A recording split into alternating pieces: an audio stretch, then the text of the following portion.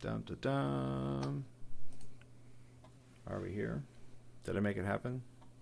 Have I broke it again? Yeah, I looks like see the it. advert's going on. Yep. All right, good. But yeah, I was just saying like it's it's kind of a factor of like the format too.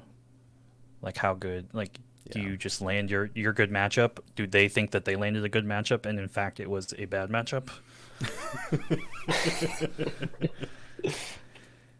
That happens, I think, a fair amount. Mm-hmm. Well, if you look at other events, like I don't know how far the teams for MCP took it, but like the Sigmar Worlds makes like these ridiculous like color coded charts, about like Oh what wow. their team's good matchups and bad matchups are, and they go into everything like pairing it out that way. I didn't even pay attention to the actual pairing process for Worlds, so I don't know how much agency it I didn't. was. Yeah, I I didn't did see that not either. either. I knew that like it's you like put you choose like one table and then you go down the row, Okay, right. I've but done like three other than man that, teams, but I didn't see how the fives were. And I've done like two different formats for pairings. And like there was the one at Nova, and then there was one that we hmm did for the online leagues, which is like probably like more like Warhammer hmm ish. But it's 3-man teams for both of those.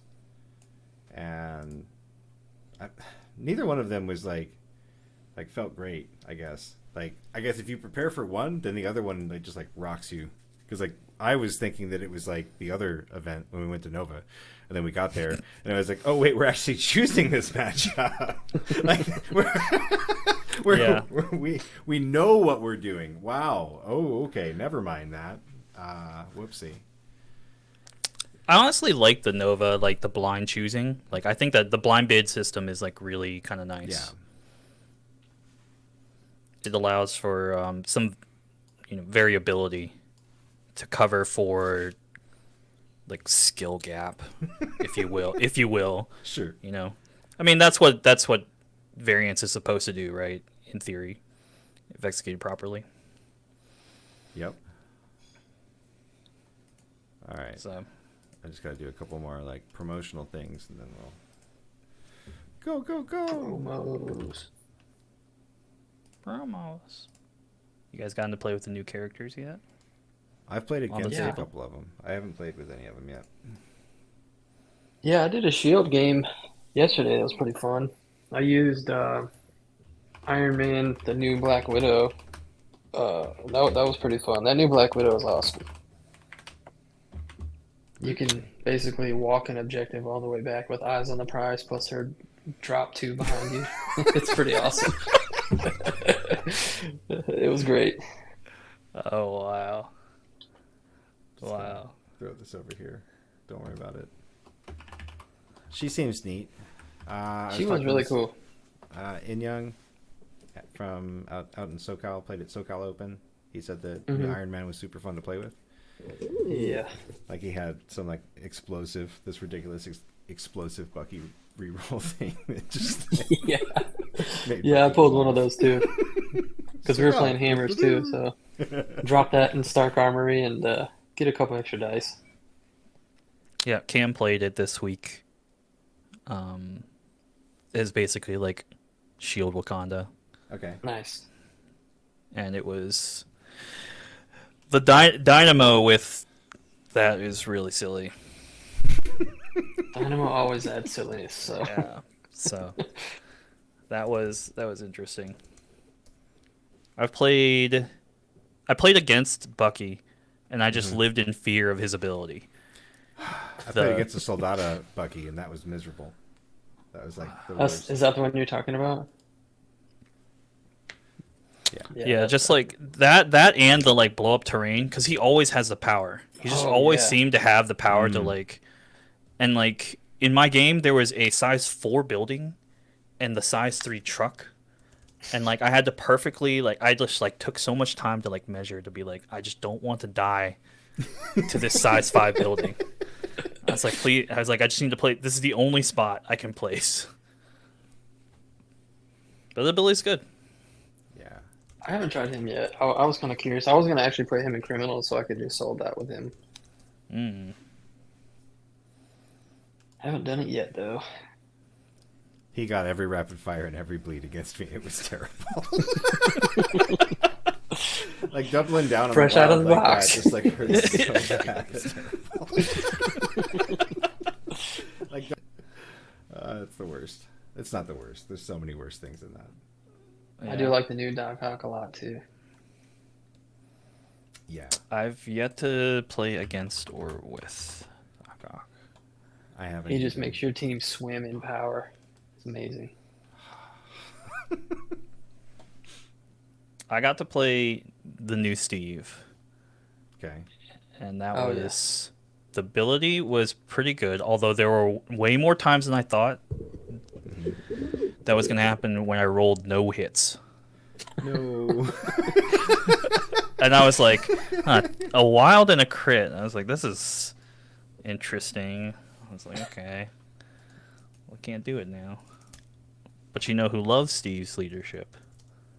Reality lot. Thanos. Boy, does He he. does love that wild. Golly, life is so good when you land that wild. 7 threat Thanos coming at you. All he needs to do is just walk and punch.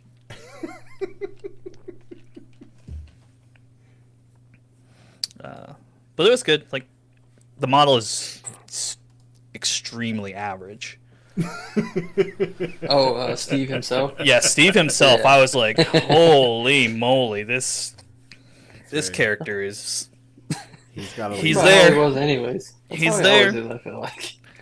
He does what he's supposed to do, and that's about it. Old Steve can at least bodyguard. This one That's can. Yeah, but this Raise one his bangs a shield. little harder. He bangs a little harder, I feel like. With his brawler. Brooklyn I- Brawler, I think he hits a little harder. I think the ability that people. I think people underestimate the shield slam on the original Steve. Like, that's a Yeah. really good. Like, for 2 power, it's just And a it's throw. only 2 power, yeah. Yeah. It's amazing. It is definitely underestimated in that regard. I miss that ability a lot. The control elements of Yeah. of original Steve versus Brawler Steve. Yeah, he doesn't have any, does he? Does he have pushes or anything? I don't believe that he does. Oh, he has a push if he hits a crit on his spender, if I remember correctly. Oh, okay. Okay.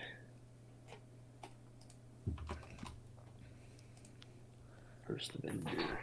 Yes, a crit push, Nice. size 3, and it has the Taskmaster spender, where you add the size of the character. Oh, that's right. Or no, his is physical defense. There's another character that adds its size. She-Hulk? She-Hulk had Bill? size. Yeah. Bill does the same. Somebody else does too. Yeah. Oh yeah, Bill. Yeah. That one. That guy. Not many people use him, but Not many he people. does have He's it. not very popular. the most played character from the WTC. Yeah, he's 32. 32. 32 and 32. And every single team had him. Amazing.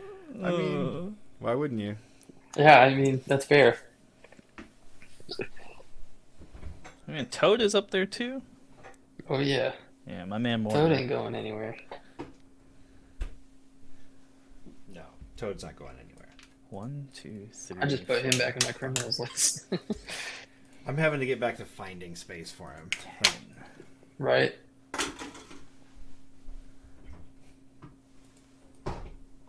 Out of the top 10 characters from the WTC, it's not really surprising, but like 4 of them are 2 threats. oh yeah.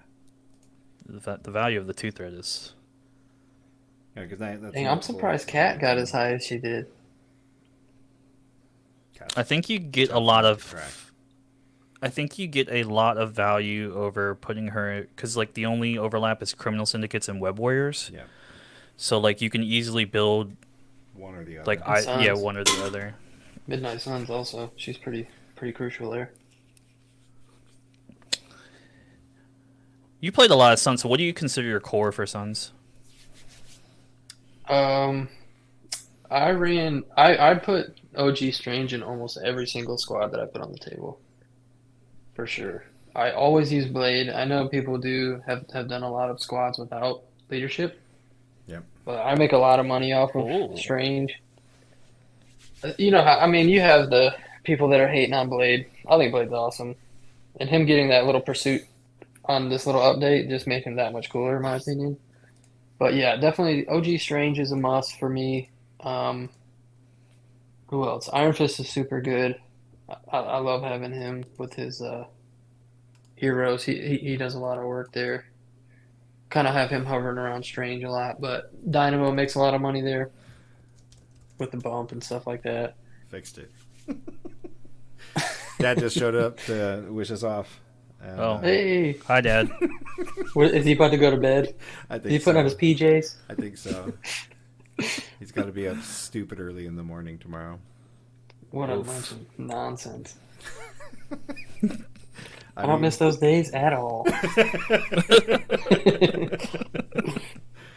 I'll just I get mean, woken up. who by- doesn't want to by get up 12. at 4 a.m. to go run? My favorite thing ever. It's the best. Woof. Uh-huh. Yeah, ugh. All right. Makes me nauseous thinking about it. Well, I mean, that's what sucks. He can't even run, at at that point. What the hell's he got to be out there for? Moral support. Terminator. The Terminator run. Yeah. All right. I'm going to send us. Oh, I didn't update the Twitch title. I'm such a dumb. I'll Whoops. fix it.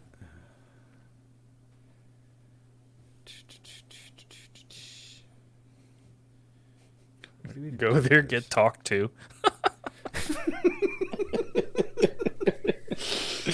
I mean, this is my second time doing this, like using Streamlabs. Oh, Streamlabs is fun. It's a great program. I just haven't had much of a chance to like get into it. Yep. Very powerful. Very, and it takes up a lot less bandwidth on my computer anyway than the like Twitch official one. Oh, right. Yeah. I think I should stop saying that on Twitch, but I can't stop myself. You mean shadow ban? They're not coming for you. They're No, going they're after. They're going after the kick people. That's what they're going after. What are the kick people? What is this hipness that I'm unaware of? Kick is a rival platform. Ah, Yeah. So it is rife Rival, with rival nerds. oh man. it is rife with it's gambling is one of the Oh, big of draws. course it is. They do gambling Nice. on stream from Kick. Why would So. it be? You know, they're the freedom platform. You know, they get people can do what they want over there. So take that for for what it is.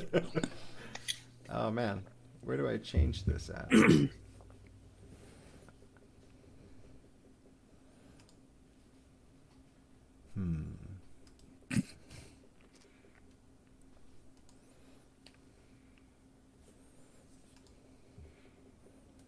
So this is the part where we have just like a little bit of a delay due to crazy awesome technical difficulties due to incompetence.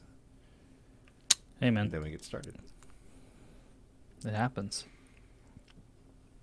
I know how to hit the button, but I don't have like an opening down. Like Dizzard's got, he's the opener guy. He always nails that opening. First time every time.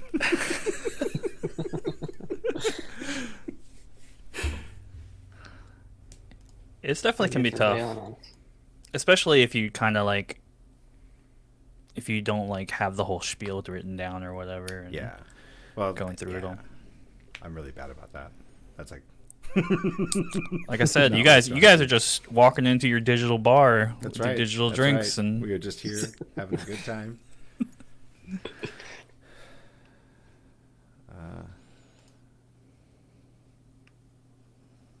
For real stuff, if anybody knows how to change the title of this, I'm down for advice. Oh, I do not. I'm an idiot when it comes to should this stuff. be on the back end under the creator dashboard. Oh, okay, yeah, that's. Uno momento.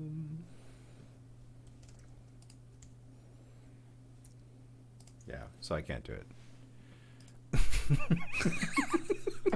Like I could, but hey, it's not worth it. I'm just gonna play the intro and we'll get started. We'll fix it in post. It's always the answer. All right, here it comes. Perfectly balanced, as all things should be.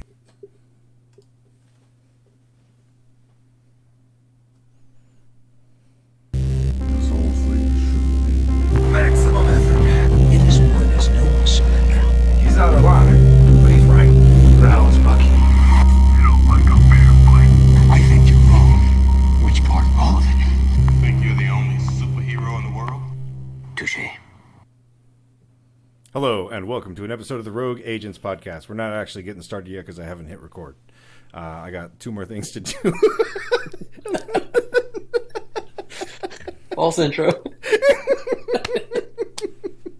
Yeah. Here we go. It's the best. Incredible. Come for the amazing tech support. Stay for the rest of the show, please. I'll be just 1 second.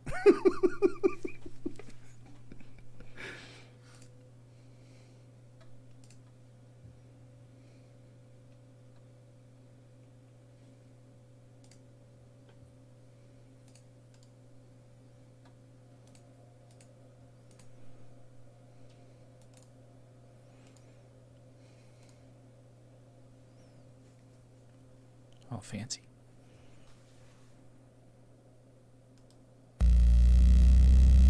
Perfectly balanced, as all things should be. Maximum effort. It is one is no surrender. He's out of line, but he's right. The hell is Bucky? You don't like a fair fight. I think you're wrong. Which part? All of it. Think you're the only superhero in the world? Touche.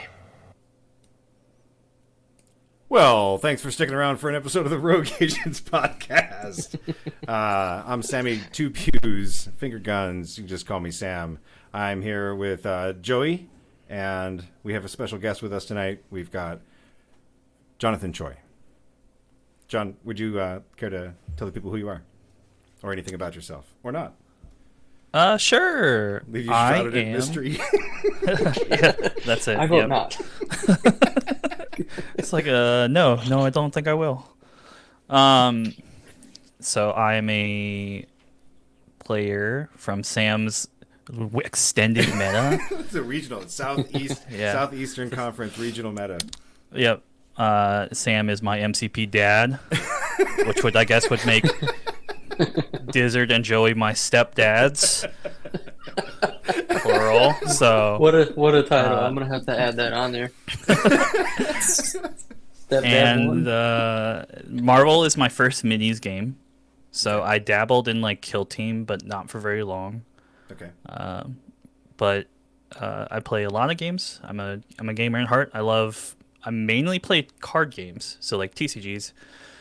So like Magic, One Piece, Yu-Gi-Oh, Pokemon. I've played them all. Okay. And Marvel, however, scratches an itch that like I can't really get in other games. Nice. And so I decided that instead of wasting my time trying to rank up in League of Legends, I would play tabletop League of Legends and on Marvel. So Nice. that's what I do now. That's awesome. That's a great journey here. Yeah. So I think my personal record against you is 0-2, and I think Dizzard managed to go 1-1 against you at Nova. Yes. So I think that I'm proud of you, son. I guess that's all I have to say. That's all I ever well. needed in my life. I can retire with grace and confidence now. Good. That's fantastic. I hope you saved a lot in that 401k of yours. Well, I didn't get financial advice from my dad. Well, whoopsie. So we brought John on to talk about quality. So the idea for tonight's show is that we're going to just kind of take a dive into talking about what makes something good, what makes something worth bringing to the table. How do you find and how do you identify what's actually good in a game if you're not super familiar with it, or if you are super familiar with it. And we're going to talk about most of this kind of through the lens of Marvel Crisis Protocol, which we usually talk about on this show.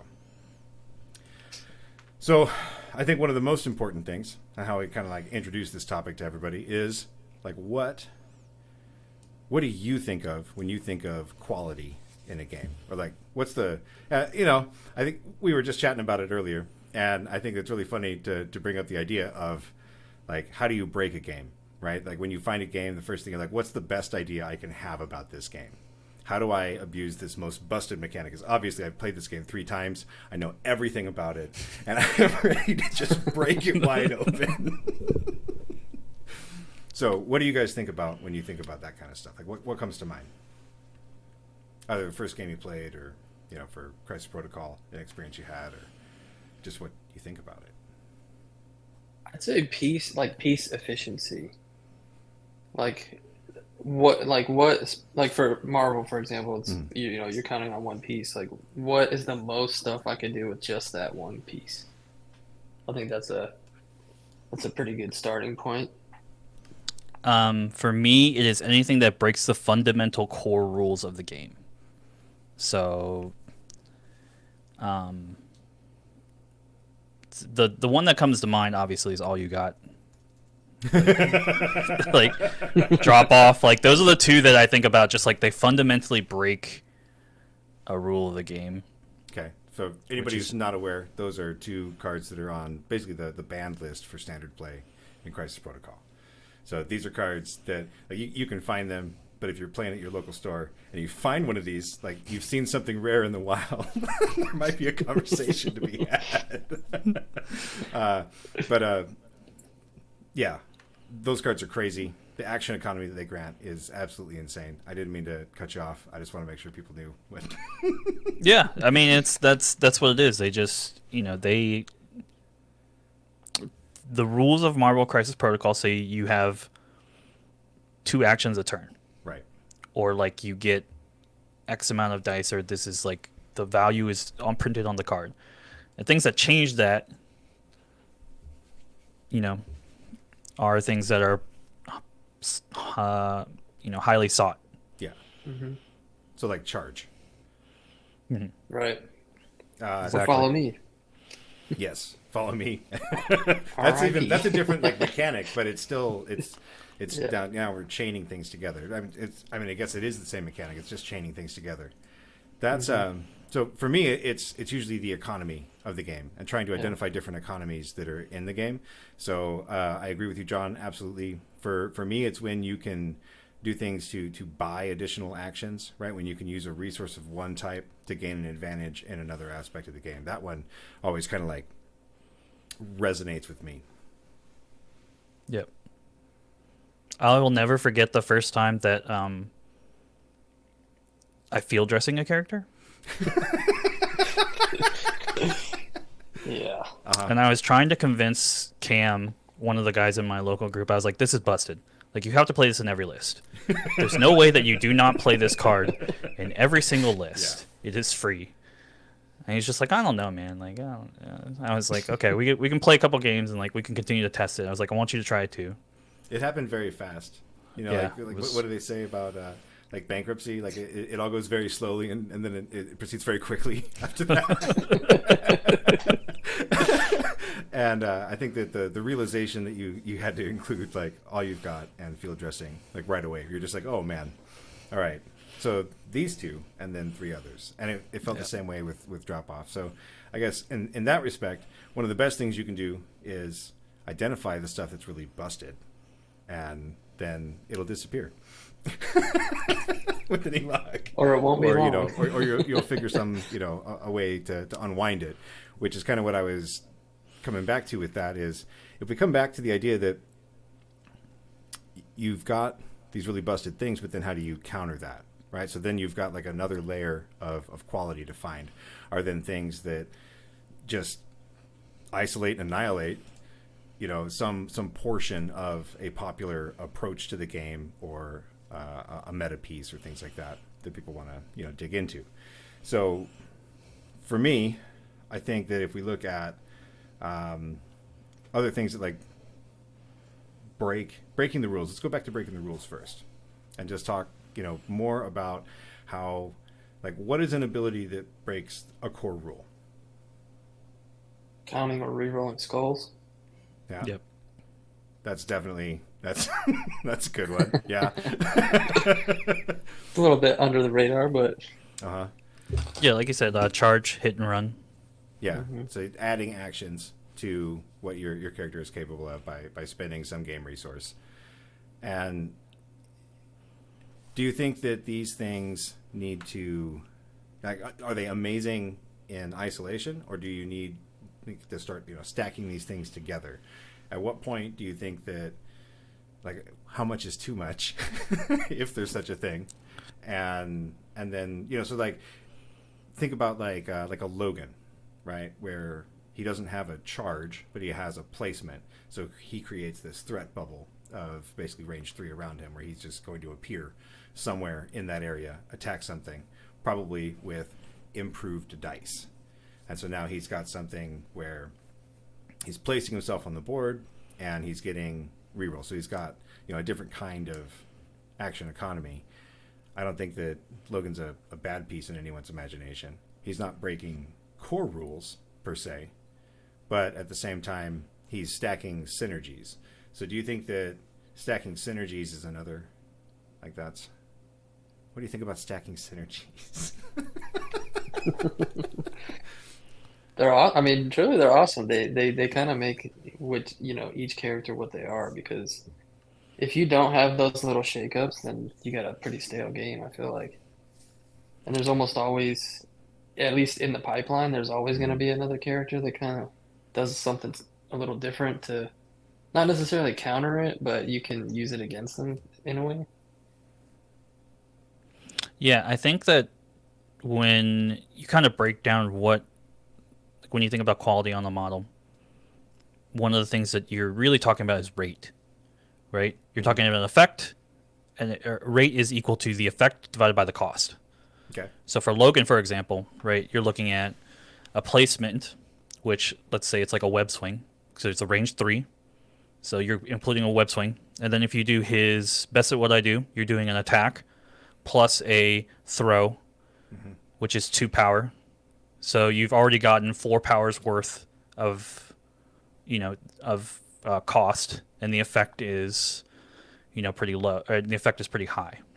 Right. So like that character has extremely good rate for what the 2 mana, they're the 2 power that you put into the character. So I think that that's like a big thing about that with regards to quality, the rate at which something is giving it, the card is giving you. Yeah, and I think like if you compare Logan versus, like, what's a good example of a character that loves to use their spender on their attack? I feel like Rogue likes that 20, spender a whole 23. lot. X-23 loves their spender. So I mean, if you look at the idea of what you're getting back as well from doing that, right? Because in theory, you're doing a decent amount of damage.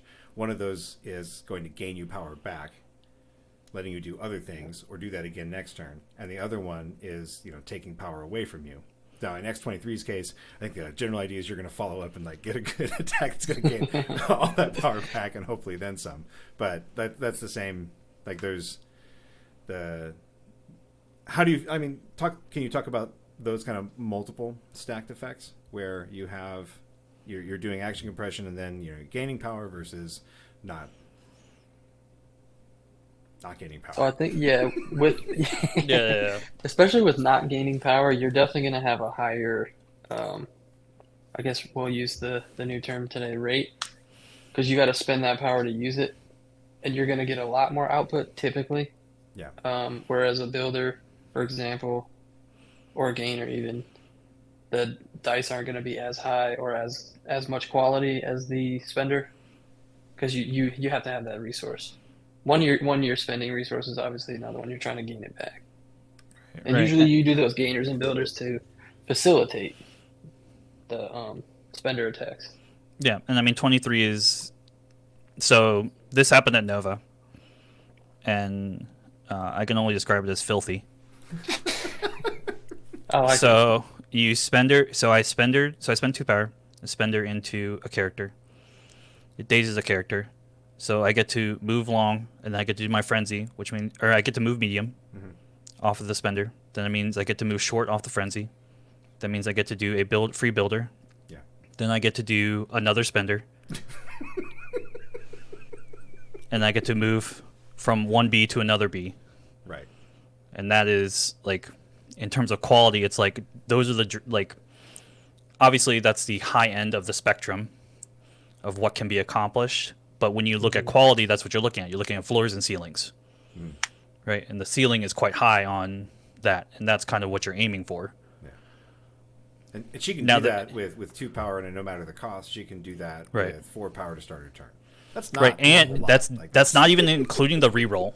right. Yeah. Right, you throw in the reroll, and the consistency now meets the ceiling, and that's what and that rate, that quality gets to be higher. So I mean that gets into dice manipulation.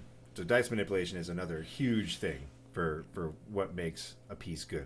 That's not MCP specific. That's game wide. That's like whatever Yeah. game you're Yeah. playing. Right. If it involves dice, if you can improve your RNG, you're in a great spot. I think I rate counts blanks highest. I'm not sure how I feel after like rerolls. Reroll any, reroll all. Reroll all with Doctor Strange is a great example of like that's such an interesting ability that just kind of evens out your dice. You're not really spiking into Makes much, them but consistent. Yeah. you have perfect knowledge at the time that you get to reroll those dice. You know what they've rolled. How are you going to reroll? Are you going to reroll like your defense dice? I guess is perfect knowledge. Is a better way to say that. Right. Yeah. Like you know exactly what is coming back. So I mean, you just do it again. Let's see what happens. Let's run that one back. I mean, reroll 1 is great. Reroll any is great. Stacking multiple reroll effects on the same roll, it's like there's diminishing returns, but it's like that's usually really, really good over the course of a long day or the course of a long event. Like that's you're just going to you should in theory you're just going to see more rolls, so you're going to see more average dice like over the course of the event. Right. Which it's great with exploding criticals because now we've got like a whole nother level of right. So now you've potentially, if you had a great roll and the exploding critical comes in, then you've got potentially like 2 extra dice off of that. If you think about it just from a rolling dice perspective, because if you miss with that one, you get to try again. Sometimes you get to do it with skulls. Sometimes you get to ignore cover. All right, so we would be remiss to not touch on X-Force a little bit. How do you guys feel? I've heard of 'em. Right, so Dad's not home, so we can talk about X-Force in like a more objective light. Are they as good as they look? Are they as good as Dizzard makes them sound? No. Should people be worried about X-Force? Is that our clickbait No. title for the episode? No, yeah, I agree. There should. Is this are we like Hot giving takes the here. behind the scenes on the intervention? Yep. That was our plan all along, was to just overhype them. Truly, they're not that good. Yeah, I didn't lose to X-Force. I lost to Hellfire. Just Nice to put try. that out there. Yeah. I mean, I think the character Cable is better. He is. Yes, He's got- absolutely. he's The got a lot of the strength, leadership is and undeniably an improvement over what it previously was. It was. I like that it opens up scoundrels for him. I was mostly joking about actually talking about X-Force though. It feels bad without Dad here. It'd be weird. Sorry, Dad. Sorry, not sorry. Okay, but let's talk about Cable for a second as an example of some of this, right? So stacking synergistic effects on a single character. We just said that like maybe Cable's good.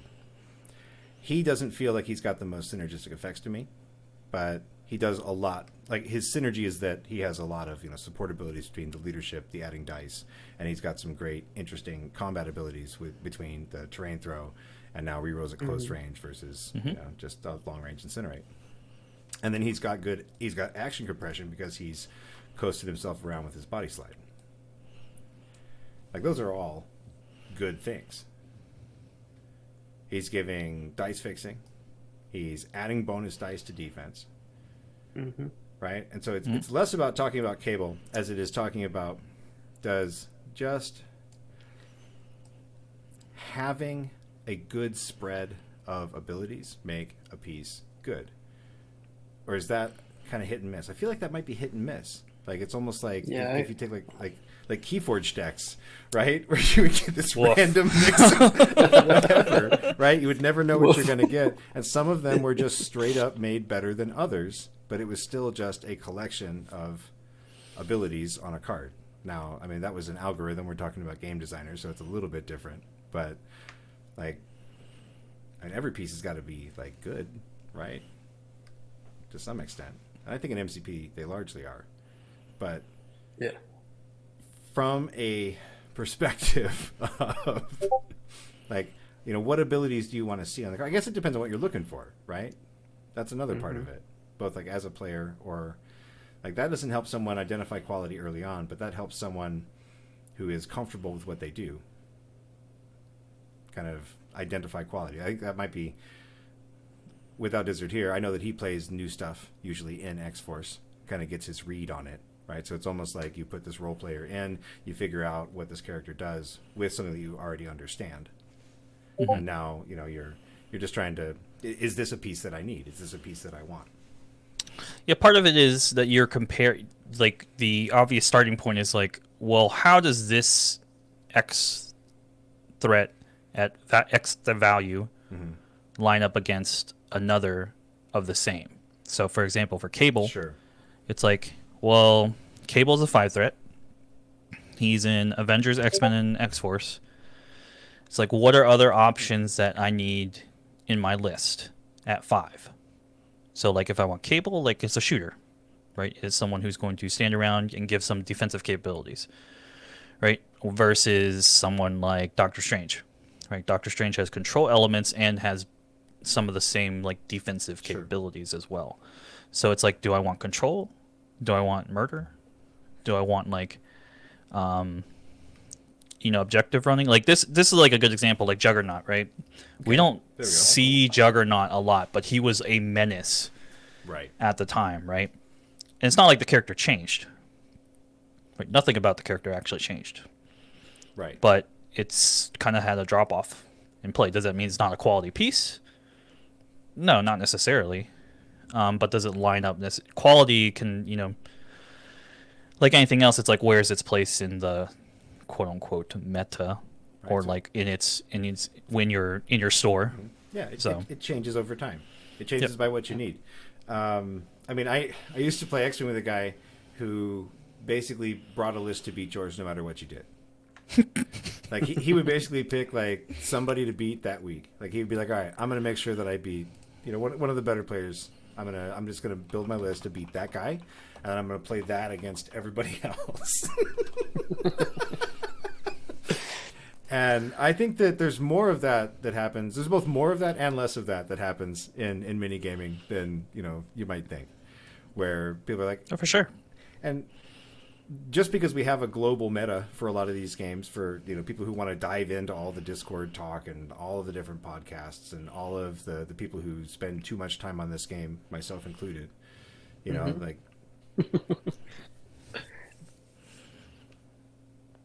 there's still that guy at your store that you don't want to lose to.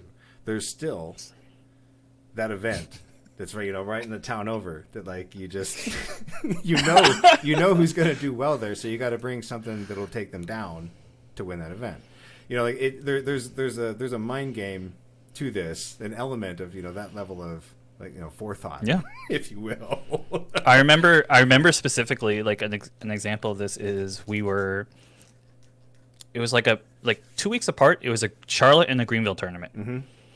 And I played against Jake in the Charlotte tournament.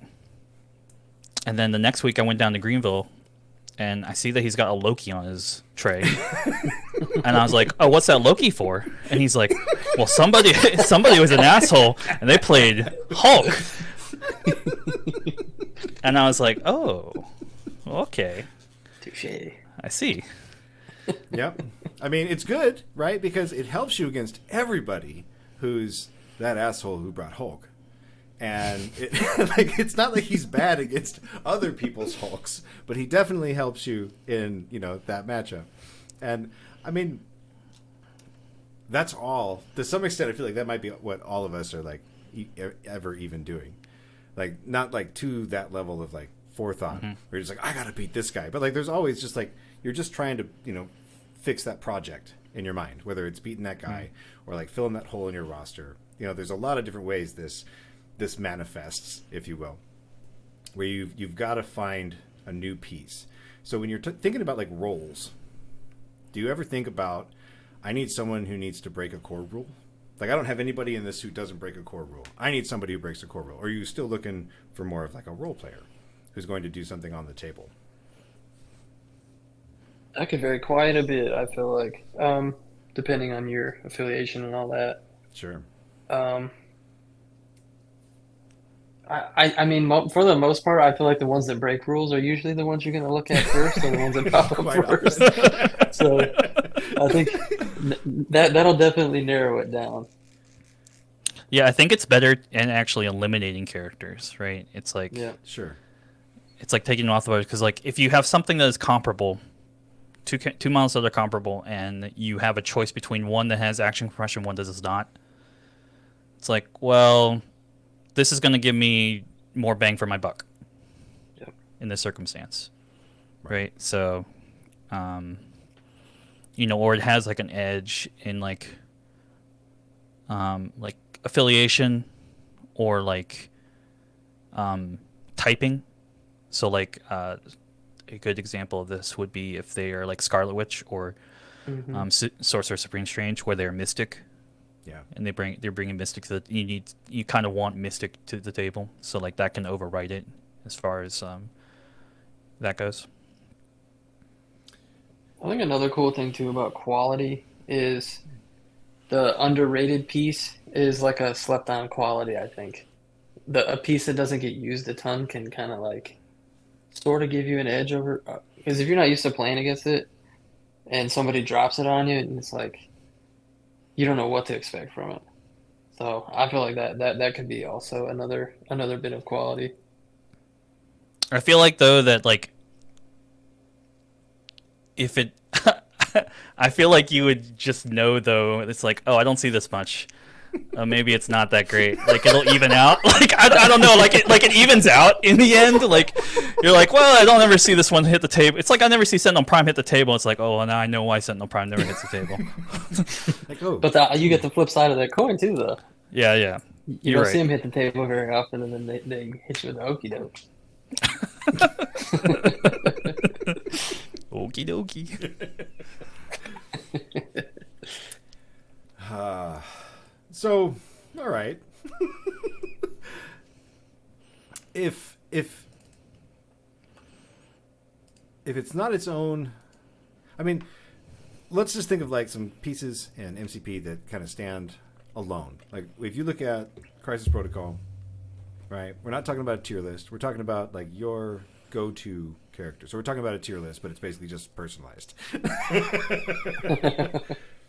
Okay.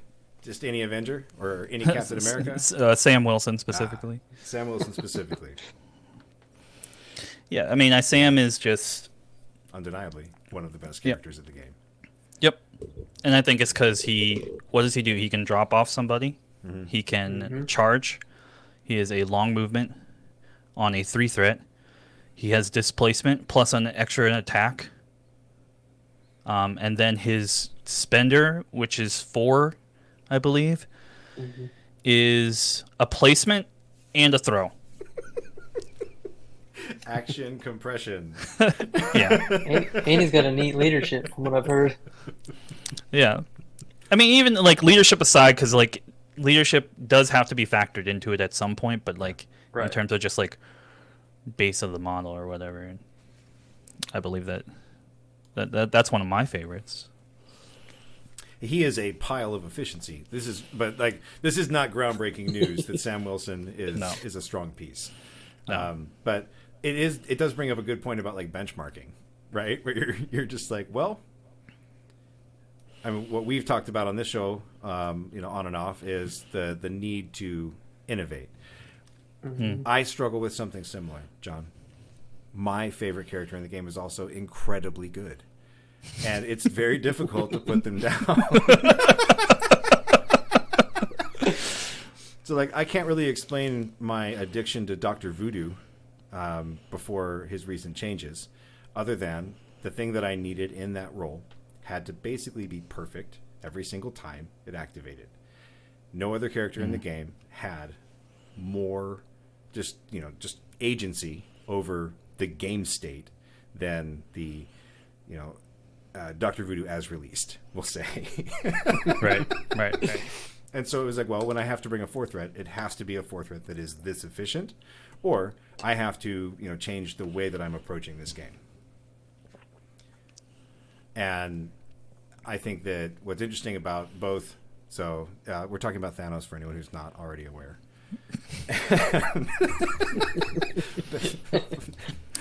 That was Nebula. Father of the timeline, Thanos. And I mean, as there's a play style that comes along with bringing both of these pieces, where you're I think that like they bring they bring options with them. So there are pieces that you can identify in the game, and what's interesting about both of these pieces in particular is that they splash incredibly well because they're amazing pieces. They also lead their affiliations in a very specific style, and you can bring them into places where they don't actually influence the game like they do in their own affiliations, right? Because if you bring Sam Wilson outside of Avengers, he's an incredibly efficient piece. So he's using that long move and that drop off, and you can still build around him a little bit, but you're not looking for that kind of going the distance, long range Avengers objective control team that he creates so well around him so easily. Joey, you got somebody to throw into the mix? I'd have to say Strange. That's just the one off the top of my head. OG Strange, the original Strange. gangster. I actually have never fielded Supreme, so Oh man, can't really speak to him too much. he's Yeah, he's well, a so Ferrari, but specifically- he's very convocation specific. Sorry. Oh yeah, he's a beast. He's a beast. I'm not taking anything away from him. And now Wong can team up with him, so that's cool. Yeah. But Yep. Only no, specifically OG Strange and Sons, because that little bit of range 1 place gives him that much more effectiveness. 100%. Yep. The fact that he can, his dice manipulation has always been awesome to me. His power economy is super solid. It always seems he's after turn 2 he's just rolling in power, and which is also cool because he can definitely spend it. He's got the heal on him, and then his spender is either a stagger or an activation if you get lucky enough. So his builder energy type is energy. His builder type is energy. So that's a pretty solid, attack type for the game as far as causing damage. Omnidirectional push, he just no size restriction. He just always makes money to me. And then of course the defense dice. And the perfect knowledge, because if the attack that you just Right. rolled succeeded or failed, and now you can be like, yeah, let's give it a go. Yep. And his defenses are super good. Mm-hmm. Average physical, everything else is super good. Give himself 2 dice. And the fact that he can reroll everything, including skulls. The heal, Like the I heal said, is underrated if you're The stacking heal, with yeah. the big boy, right? So, The again, heal is so crucial. So I mean, so you have now picked a character, and you kind of went down a path with them, right? So you've got Right. Strange in Sons, like doing things. Yep. Did you play him with Hulk? Did you play him with any other big boys, or So what was Yeah, your I pairing had- to kind of maximize Strange? believe it or not, the main thing, like the trio, Mhm. was Blade, Strange, and Dynamo. Oh heck yeah! Because you No, put you put Dynamo at the point of the spear. He's got his his field, and then of course Strange feeds him dice, and it's just good luck, There we go.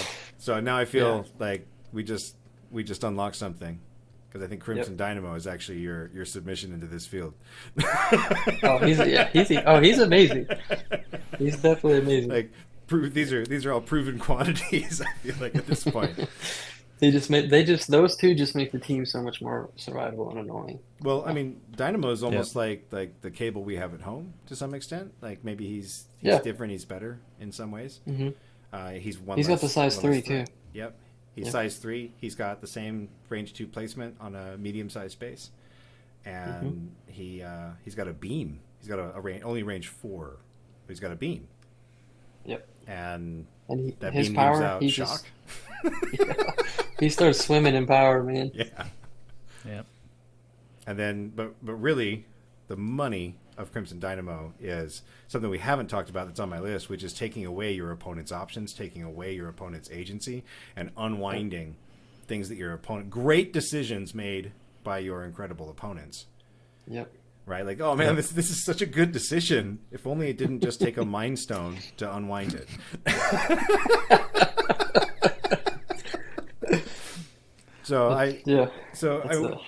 What do you guys think about that as another aspect of quality?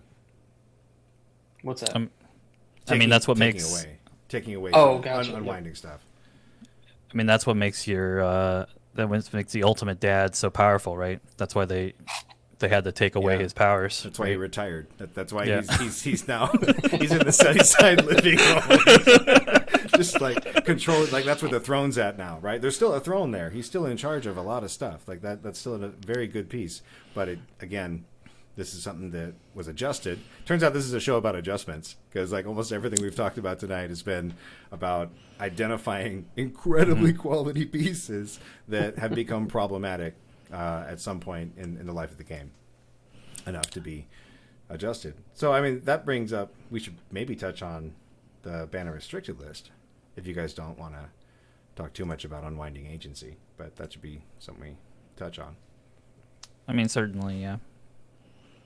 I mean, agency is like one of the easiest ways to undo agency is displacement, right? Yeah. Yep. Throws, pushes, pulls, or pushes towards. Sorry. Like Gwen is the queen of that, right? I don't know. Sam might be the king of it if Gwen's the king. I mean, in terms of efficient, like also efficiency, like on a 3 threat, you can do a lot, right? If Gwen is standing in the center scoundrel, right, and she has 8 power, she can move 4 characters, right? That's a lot. Like that's Thanos-esque. And that is exactly Thanos-esque. So Except it's a push instead of a placement, but right, and it's like it'll do. That'll do, right? That'll do for my 3 threat. Yeah. And the big one right now is CGR, right? Oh, that's like that's the boogeyman that nobody wants to like talk about. Too new to be adjusted, and has a tremendous impact on the game. And that's a whole rabbit hole, right? About like, do you play CGR? Do you not play CGR? Do you play the best thing in the meta, or do you not play the best thing in the meta? Like, there are people who are newer to this game than I am, because I went through this with Thanos. I'm sure you've gone through it with Sam. Like, let's be honest, right? Like, it doesn't have quite the same like outcry, but it is just as like it's vitriol nonetheless against. Yeah, Thanos. I don't play Sam locally. Right. I don't play Sam locally unless the teaching pants got to be put in. Like, because like John coming through. For what it's worth, like I'm the only Avengers player in my meta. Okay. So like I'm the only Sam player, basically. So I basically when we're prepping for tournaments or things like that, then I'll be like, okay, does anyone need to play against Sam? Right. Even though you won't see it because North Carolina, except like the areas we play in, just like don't really want to play Sam. There's always all like that 3 much. Avengers players who show up to your tournaments who aren't you, though. It's crazy because you're like, I don't Yeah. play it locally. Nobody plays Avengers. I'm the only Avengers player. Look at all these Avengers players here today. So I know it's myself. I know it's Janway as the other one for sure. Yeah. And then there's the smattering of those of the Church of Sam. So I mean, he's got a different kind of agency unwinding attached to him, right? So you're basically saying, hey, to your opponent, all right, like you can play the game the way you're used to playing it and knock this dude out over here, but then I'm going to get to do something that's going to be the absolute worst possible thing for this turn for you. Yeah. So it's interesting you bring that up because like the way that I want to play MCP at a competitive level, and the caveat on competitive, because that's kind of what I'm honing in on when you're talking about quality and the creme de la creme, like you end up this is not going a theme to the episode. Yeah. We're not talking about who's thematically the best pairing with Sam. Who do you think would that be? It can't be Tony, right? It's got to. So I think you've talked about it like as a knot, like, and your opponent has to untangle this knot, and I want to present a problem or ask a question every turn. What are you going to do about this? If you do this, then I will do this, and then you have another question to ask. And so the way that Sam, present the quality of Sam is that he stacks effects. Yeah. He says, okay, in my leadership, you're going to attack Luke Cage. Luke Cage is going to bodyguard. If you daze Luke Cage, Iron Man is going to move up to the point. Iron Man is going to push you off the point. If you daze Iron Man, Hulk is going to move up onto the point. Like, and there's just like this knot of like problems that have to be constantly answered. It's almost like something you would not want to do, right? Nailed it. Yeah, you're welcome. Thanks, Dad.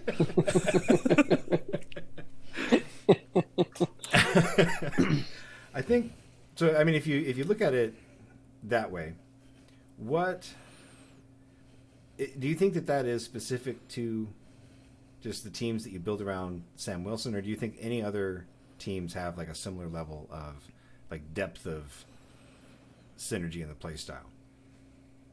So if you're trying to ask a question every turn, and then if your opponent like has answers for it, you have answers on answers kind of a thing. So like Sam's really hard, but it's very reactionary. I think when the Midnight Suns 100% agree. When the Midnight Suns were released, everybody said that was going to be too strong of a leadership. It's gotten incredibly varied reviews and statements made about it, like from people in the community. It's been everything from like, it just covers up for your mistakes to it's too strong to it's definitely something that you have a lot of control over.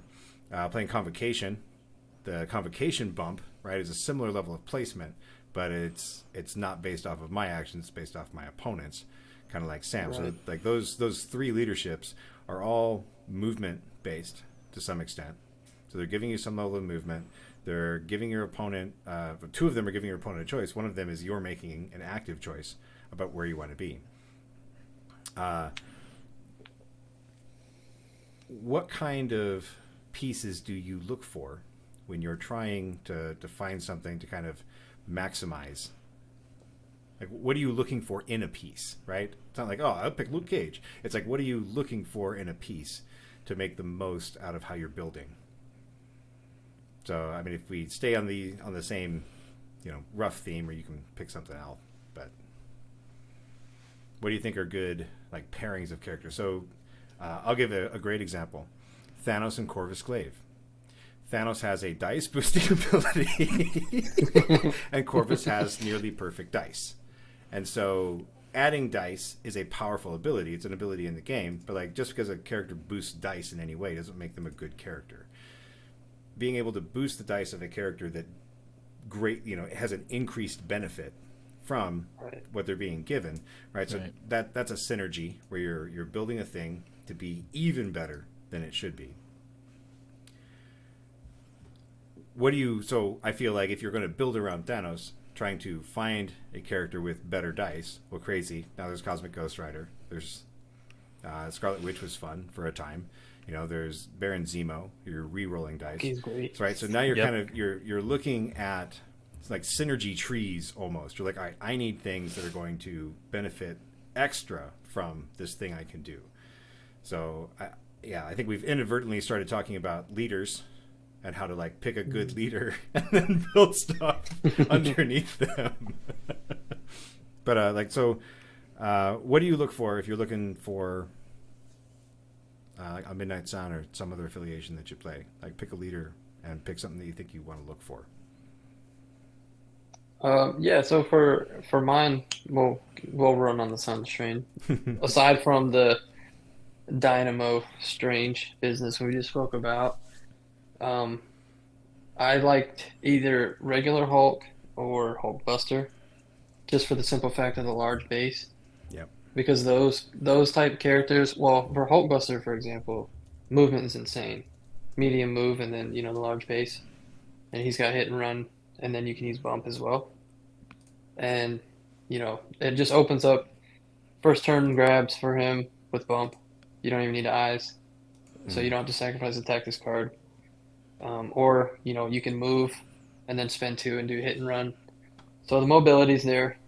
He's got control as well, which is, for me, that's, as far as Suns go in general, almost every piece has a form of control. Or out of action mobility. That's kind of what I look for, because stick and move, for lack of a better term. And then regular hold too, same concept. The more mobility he can use without having to sacrifice an action, the better, because everybody knows Hulk's a pretty decent piece in the game. But the base size, monster. To some extent, you're just looking for like what's a model with a big base. So I know there's a guy out in SoCal who was playing Black Dwarf in Suns pretty early on, just as a budget big base. I played with him in X-Men. When the X-Men released, he was like, all right, I'm going to throw Black Dwarf in here because this is the cheapest access I have to a base of this size. Yep. And, now you've still got, like Rhino is an interesting one for me, I think. Yeah. Have you ever played Rhino in Suns?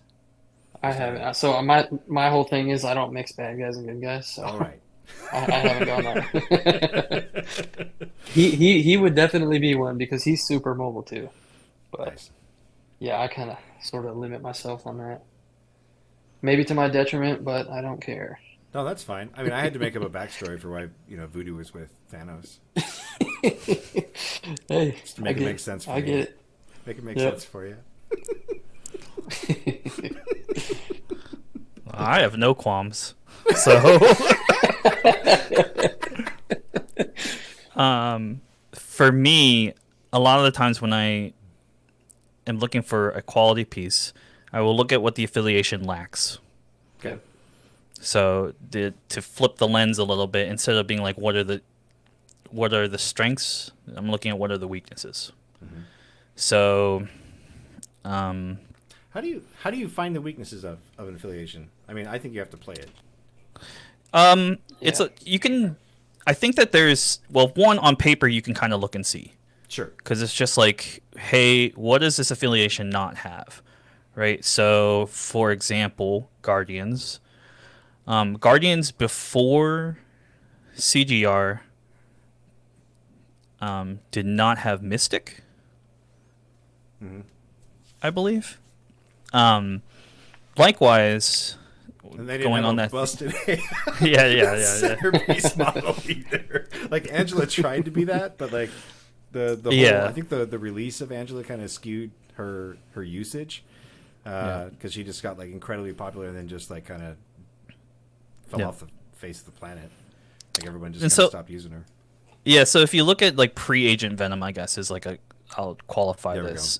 There's not a lot of control elements to Guardians. So they would bring in control elements. So famously Hulk, the 14 roster of Star-Lord, Rocket, Groot, Hulk, right?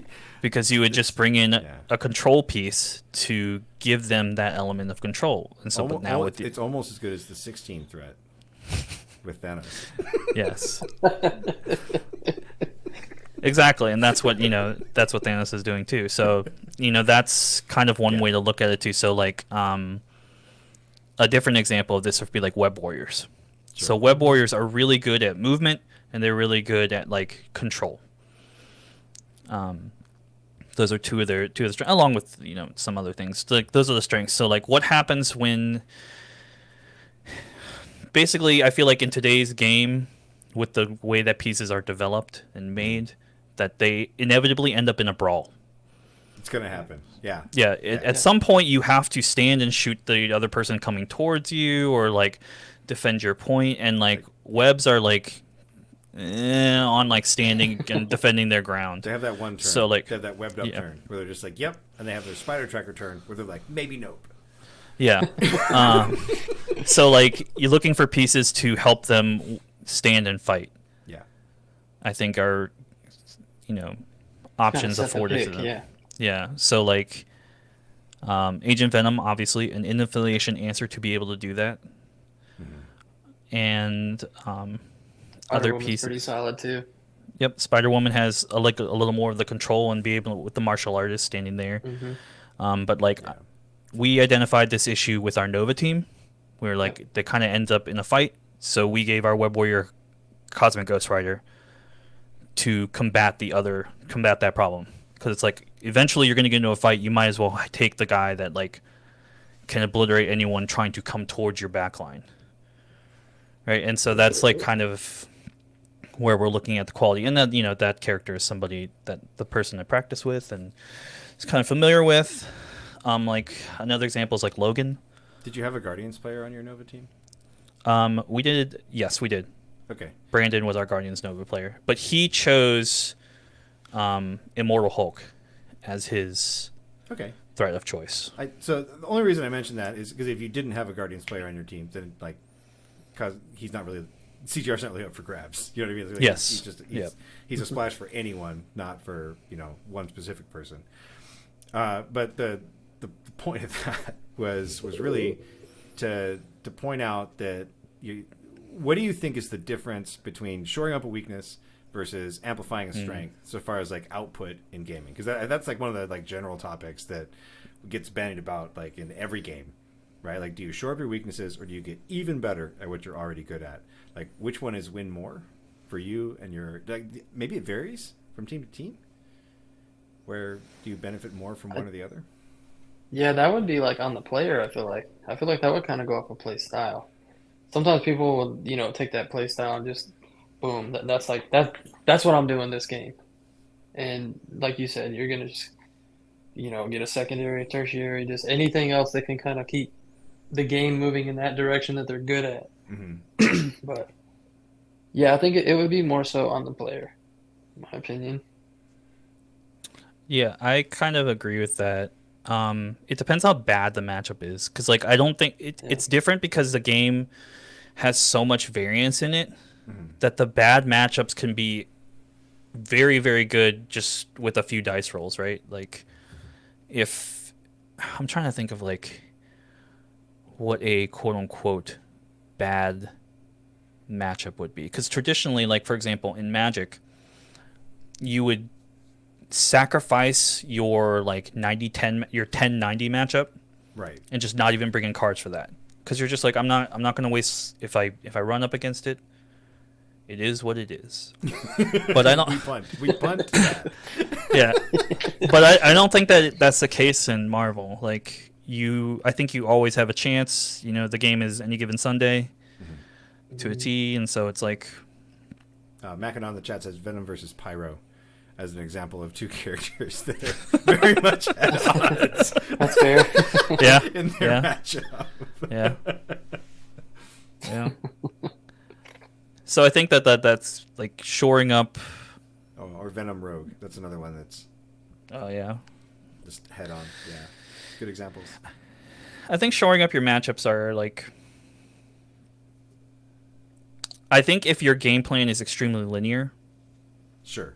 Then I think that is the case. So like Guardians, it's probably better to just kill everything than it is to hedge, more or less. You're like, this is a matchup that I'm not sure about the score of. I have to just kill them. I just try to kill them anyway. Yeah, and on the other side, X-Men, right? X-Men is just like, you're probably better off just trying to like have the efficient scoring pieces, or finding ways to like take priority or take the the odd extract. Right. If you lose priority. So just like focusing on that, you're probably better off. But like I said, it's pretty much I feel like every time I, sit down to play Marvel, it's anybody's game. Like It's nothing is ever deserved. Nothing is taken from you. 100%. It's neither deserved Absolutely nor true. undeserved. Yeah, exactly. The best laid plans. I will say that I don't ever account for Criminal Syndicate. Like I just assume that like if I pull that, yeah, I'm done. Like it's gone. That leadership's broken. Are you talking about Kingpin? Yeah, Kingpin. Just counting for two. I mean, so those kind of matchups are really interesting. I think that webs are in an interesting place because webs they're so good at just playing an objective game. If they get to play their game, they have more answers, I think, than anyone else. They ask more questions than anybody else. Yeah. Because they don't, and I feel like Webs and Sam are an interesting dynamic, right? Like as two kind of like front runners for that specific play style. Who is the best at that kind of depends on what the rest of the meta looks like. So if you've got something like a bunch of anti-push tech, then you have a lot of preparedness against a Web Warriors team. But you don't necessarily have a whole lot helping you out against a Sam Wilson Avengers team.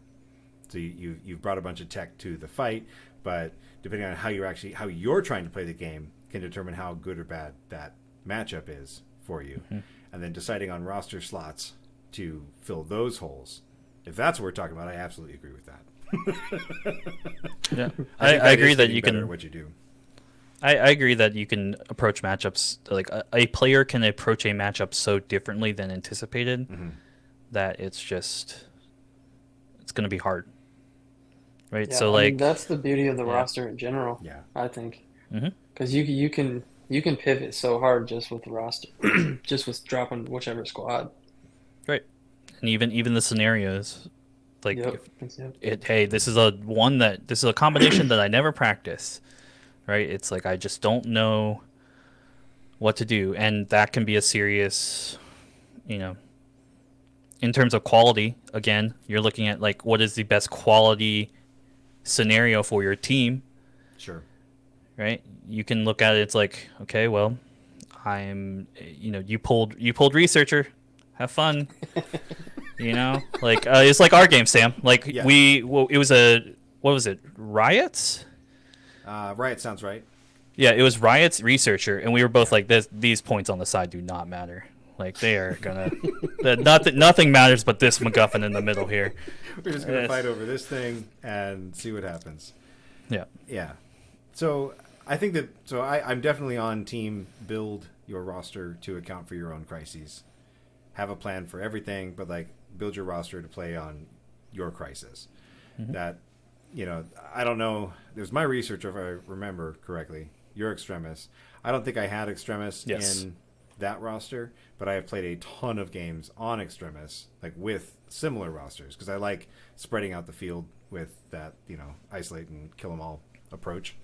Mm-hmm. I think that you pick characters to come in and do things on the table. But if you're starting from scratch, right? So let's dial it back like even further. If you're starting from scratch, you're a new player to MCP and you ask someone, hey, what's good? I think that we as a community tend to tell them a character, which we've done, right? we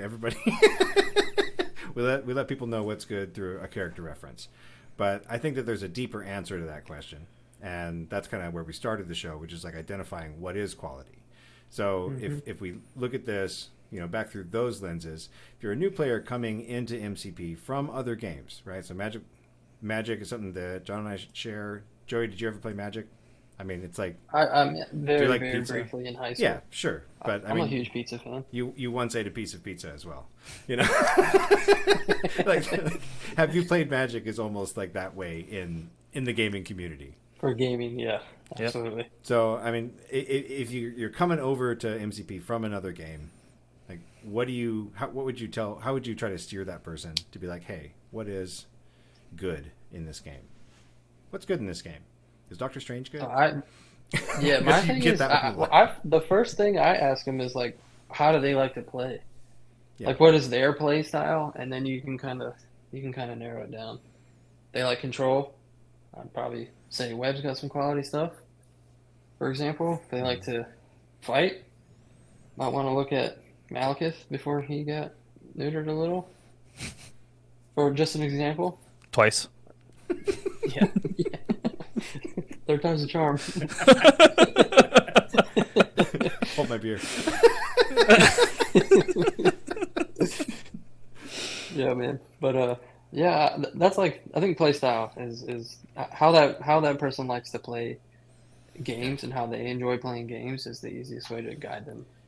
Yeah, I mean, MCP is diverse enough that I feel like that it doesn't have some of the problems that other games have, where it's like if you don't take it for a test drive, you might just wind up with something that isn't up your alley. It's not anything that Right. you're interested in. Yeah. You liked how it looked, or you like that it's a winning team. Whether it's like a net deck in Magic, or just looking at event results for MCP and finding something that like, oh, that looks cool. I'll see what that does. Right. It won. I'll play that. Like those are good explorations still, in my opinion, because it's teaching you like what is like something that people think is good in the game, but it doesn't give you the skill of identifying like the qualities. And so if there's Right. if there's a quality, right? So if their play style is control, then it's like, all right, like I feel like you need to be looking for pushes and throws. You need to be looking for like look at throws. Characters that have throws are going to be good for you, and not everybody's going to like just absorb it. I think a lot of people just want to be handed something. So I'm not trying to. Yeah. Yeah. Superheroes, go.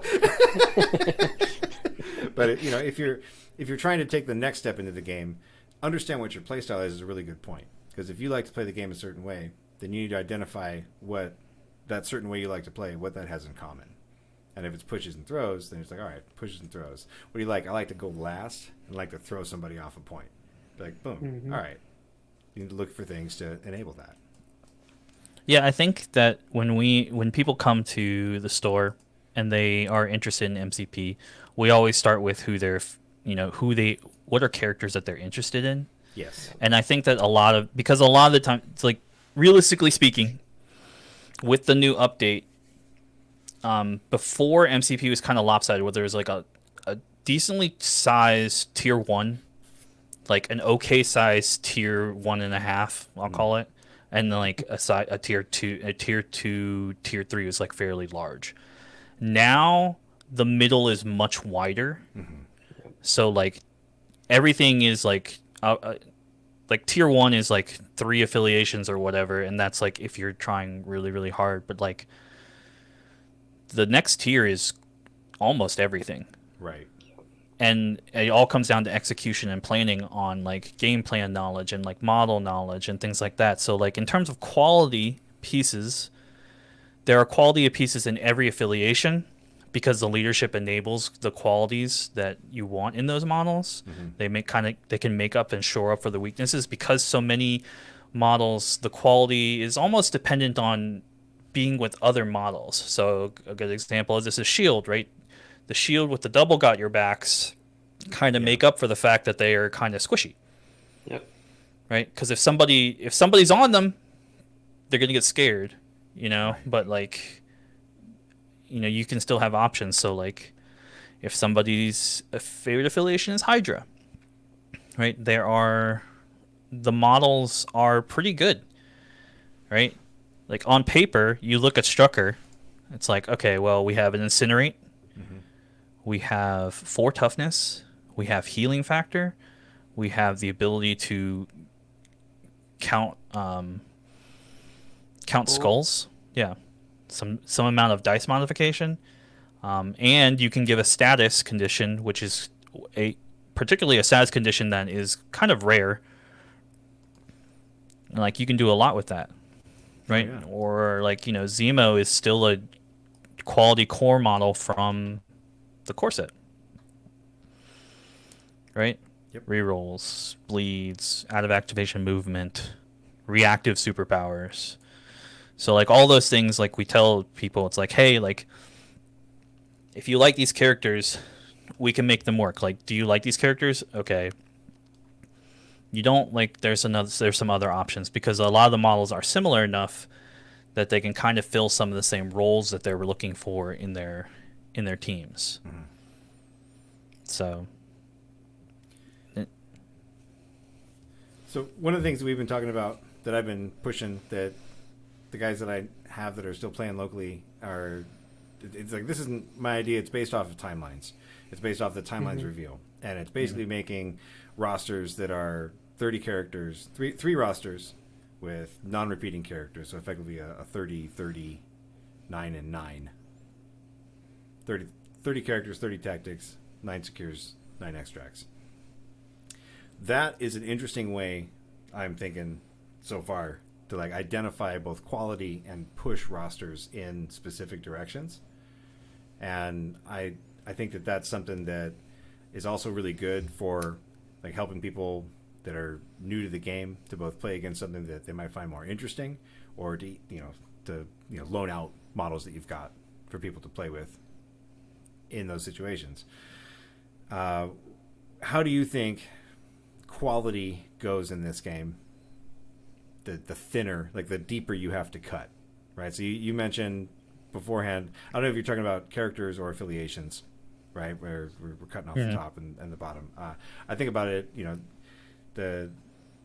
it's really adjusting characters, which is what they're doing, but it's where those characters are being played, I think, that matters more sometimes. It's not always in affiliation.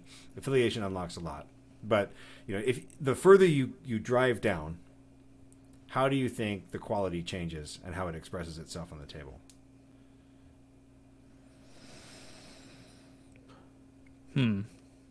I mean, I think that there's there's a term I hate in Magic, which is called strictly better. Objectively correct is the miniatures gaming term that I'm familiar with. Yeah, so like it's kind of like there are no strictly better models, I think, in the game. Yeah. I think that there is nothing that is like, oh, like this is just a better version of this character. Mm-hmm. So like there is always a place for a character in a roster, I feel like. Even if it's like not meeting the exact criteria you want, it'll help. Like quality is also affiliation, being affiliated, right? That also counts a lot for quality. So like it does. Like different threat values matter on that one too, right? So so much. An affiliated 2 threat is like a whole thing of its own that like changes like how you can value an affiliation and their quality. Right, and we don't see that. Like that's why we don't see them probably because they're like quite strong. Right, yeah, exactly. It's like, okay, well, I'm trying to think of a example of this. So like Heimdall, I think Heimdall is like a good example of like, here's a model that in theory is like hits like, so it's a 3 threat that throws 5 dice, right, which is technically above rate because most 3 threats throw 4 dice. It has some amount of good ones throw 5. Yeah, the good right above rate unless they do it like 4 times on their turn. Yeah. It gains extra power, which is above rate. Yeah. It has a reactive attack, which could just end somebody's turn on the spot. And it has dice manipulation. Yeah. Like it's for himself and others. So yeah, by all accounts, this character looks really good on paper. Yeah, but it's a standard damage type. Yep. Throwing effectively average dice, because if you're using his rerolls for himself, then like you don't have that power for other things. If you're gaining it back, that's great. He's got a great spender, but it's a spender, and it has to deal damage in order to have its like better effects. And so I think that talking about drawbacks in quality is an interesting one, right? So you brought up Spider-Gwen earlier. She's another one that's like, well, she's amazing. 8 power. She can displace 4 models. Like, what is going on at range 4? You've got to be kidding me. That's Thanos, right? No, it was Gwen. She's also got 5 health and no defensive tech, so she just disappears from time to time. Right. And she is I mean, that an easy. She's considered a soft target, and she's also a priority target because of lifesaver. Yeah. Because if Right. you're going after somebody else, then like, oh, she's like, oh, what if you didn't? Right. She's got the spider eyes, man. Right. But like to Well, both yeah. those models, so like Heimdall, right, is an affiliated 3 in a affiliation with a 5/3 leader. Yep. And that matters a whole It lot. does. Right? And Gwen equally like comes down to, and I guess the caveat is this: You've got ASM, right? That's no all. matter how good a character is, if you play it like crap, you're still gonna get blown up. Yeah. You know, like you have to understand that the character cannot just no character when you place it on the board is necessarily an auto win. Right. Malekith Right. and CGR notwithstanding or whatever. But they're still not Yeah. auto wins, right? Like you can, Correct. You can I've lose. I've those lost games. matches. I have yeah. lost plenty of those. Sometimes I feel like I put the busted stuff on the table and it just doesn't pan out, and you're just like, well, I must Damn be it. terrible at this game. Like, I put this on the table and I was told that this would just make me win, but it Yeah. didn't work out that way. What did I do wrong? I Right. don't know. I did stuff. I gotta blame the dice. It must have been the dice. No. Always the dice, man. It's always a dice. So- You are the protagonist of your story, so It must be you are. dice. I mean, that's so. These kind of these weaknesses, which is something that I think is important, because characters that have no weakness and lots of power, right? Like that's an element of quality right there. If you've basically got no drawbacks, if everything you have is average or better, then hey, you're in a great spot. I think Logan's a good example of a character like that, where like literally everything he has going on is average or better. So there is a quality of, you know, you can pretty much rest assured that is an average or better level of quality. Is it strictly better than something else? Is it the objectively correct choice for your roster? Oh man, I don't know. Like, probably Now not. I will say the only place where this comes in is characters with the same name. Sure. Yeah. And I think that Peter Parker's got an interesting spot in that conversation after the new core. Yep. And you know, which or are you just playing Peter Parker? I mean, I played a double Strange Convocation roster. That was fun. Like it was like, which Strange am I bringing to this game? Because I'm definitely bringing one.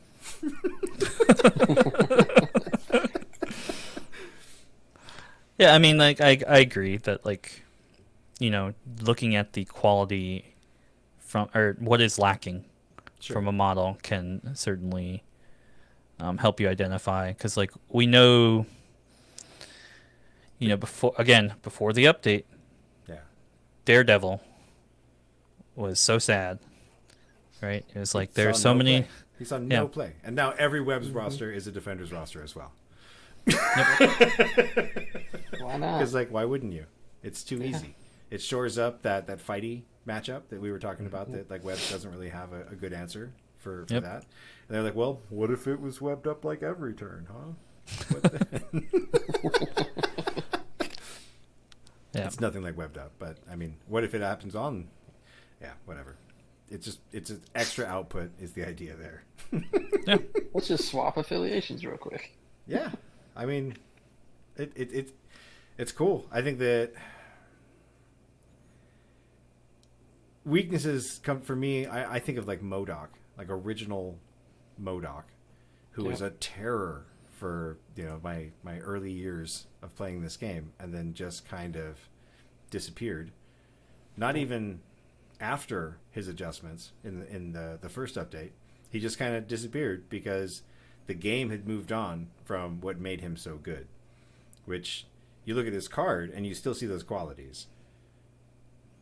I feel like drawbacks are something that you might not notice until people figure out how to beat that thing that you're playing.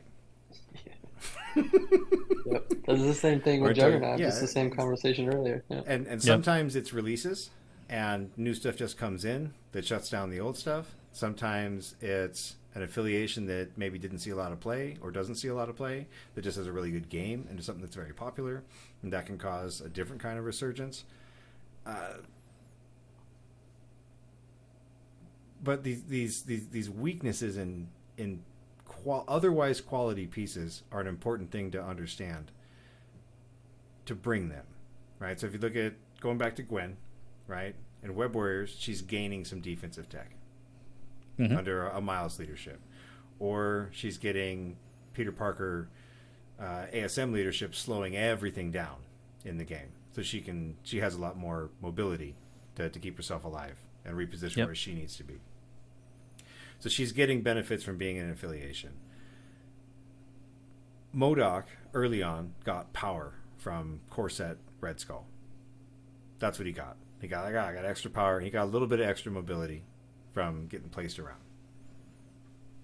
He needed both of those things, but as the game kind of moved past the benefits of just having extra power, right? Because like if you think about, like, power is an economy in the game.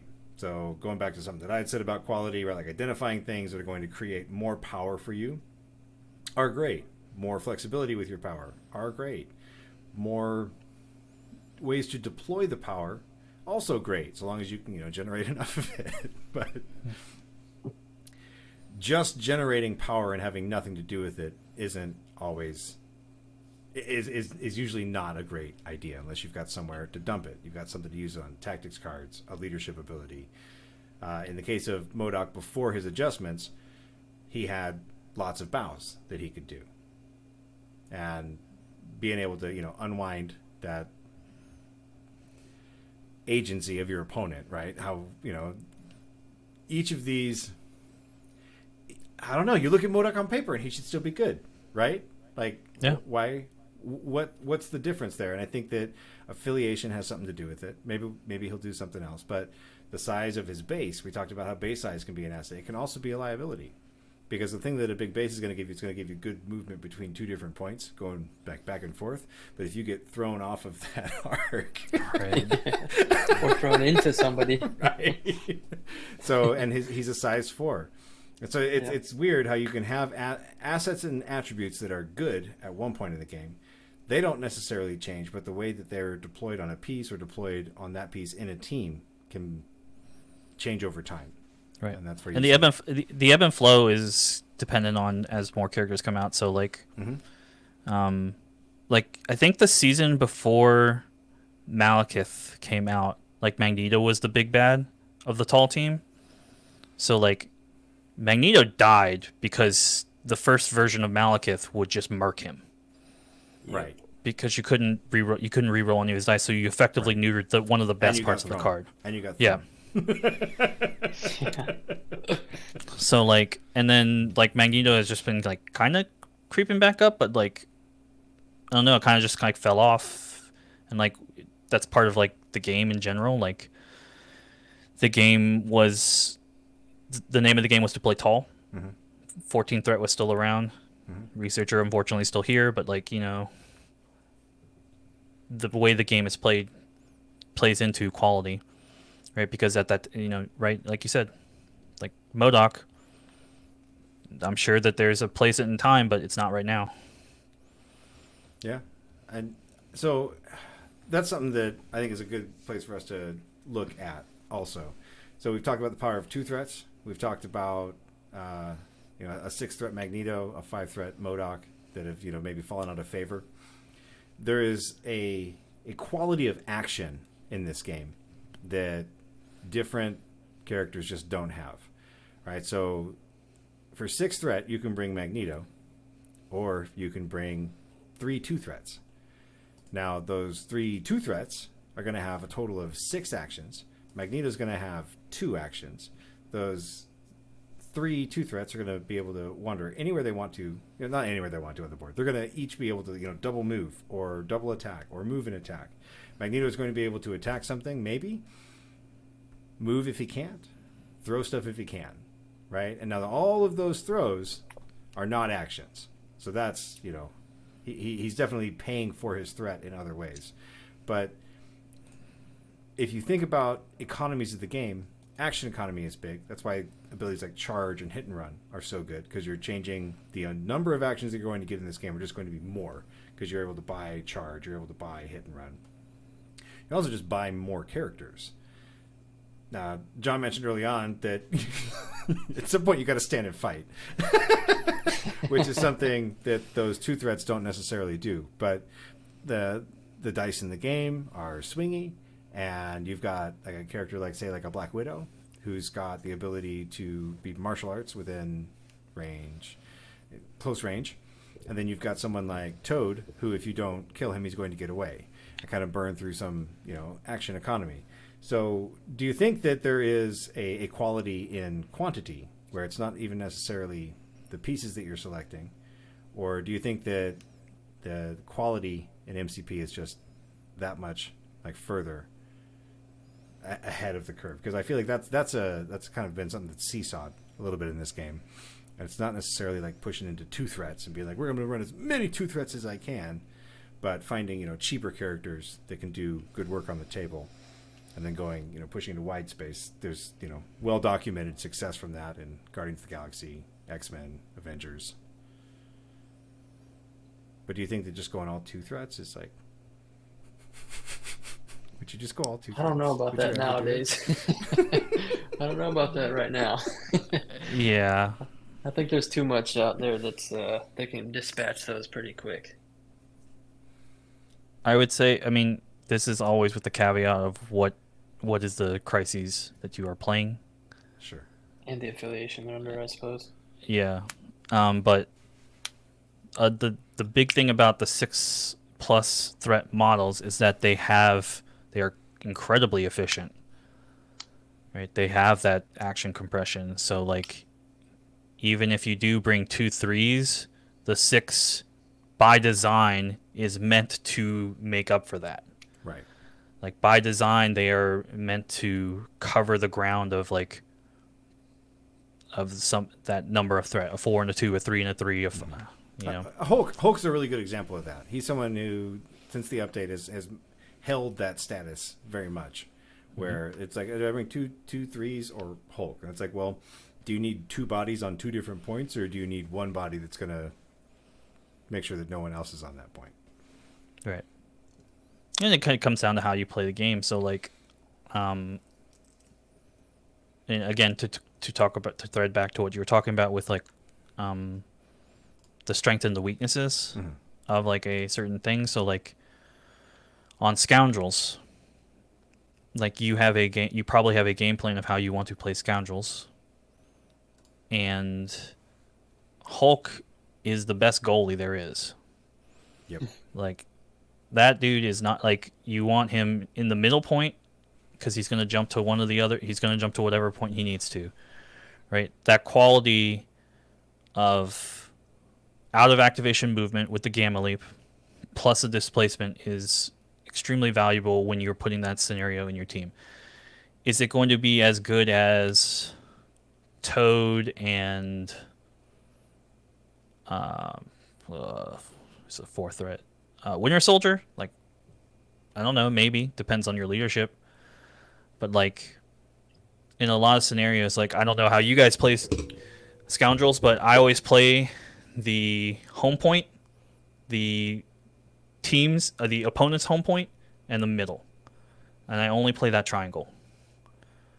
So so I just know that like I always want that big goalie in the middle to kind of keep a defense there. But if your goal is to like always be on the outside box of the Scoundrel, then probably 2 3 threats are better, right? Because they just want to always waste people's time. So in that sense, quality is probably survivability.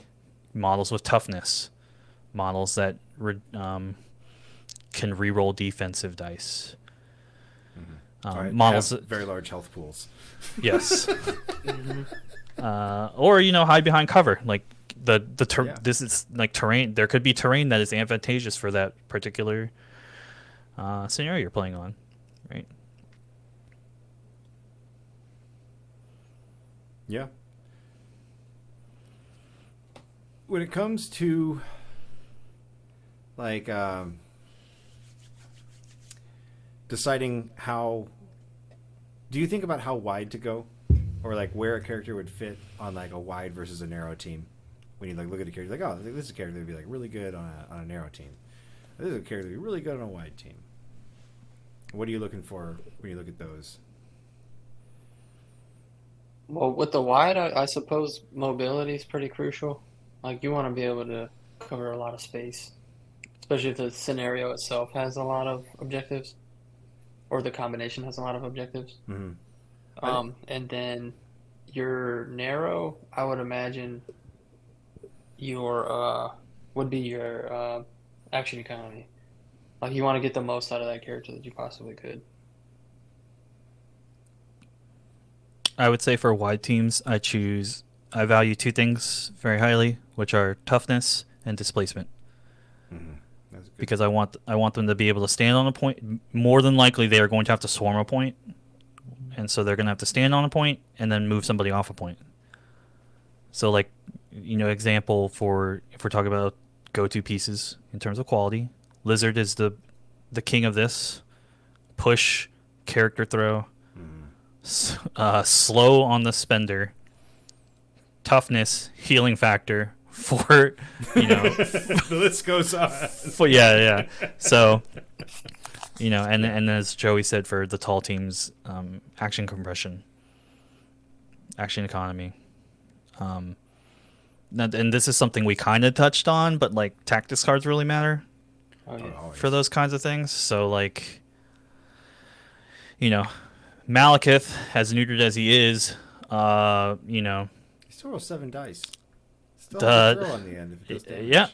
yeah. But his tactics card, the Phantasmagoria. Midnight Phantasmagoria, is such a messed up card. It's unbelievable how messed up that card is. Just like- does it all. Right, and then the more recent one, I guess, would be Mystique and Deception. Sure. Right, Deception, incredibly powerful card. Mystique, okay model, like does like good things and has toughness, but like it's kind of tough for me to like slot her into a team sometimes. Unless you've got space for a restricted card. Right, Yeah, I was and gonna say with the yeah, and then restricted the- decks. yeah. I think Ghost Rider, original Ghost Rider, is an interesting commentary on like a piece that's like good in a wider team. He's gaining more see power Mhm. in a wider team, at least potentially, with more attacks being spread around across the table, more potential targets, I should say, and then he's got easier targets for his Deal with the Devil card to come on back and do something again. I think that Cosmic Ghost Rider is also an interesting one. As say. he Yeah. has different qualities that he brings to both sides of that, right? Where he's got the got your back ability, where he's dropping shots for his fallen comrades. Well, that doesn't really matter when it's just like him and Thanos and Corvus, right? Like, who cares? But also, that's another attack that is coming in, and already like it's a quality attack coming in on an otherwise matchup where you're getting hit with quality attacks pretty consistently. Yep. And so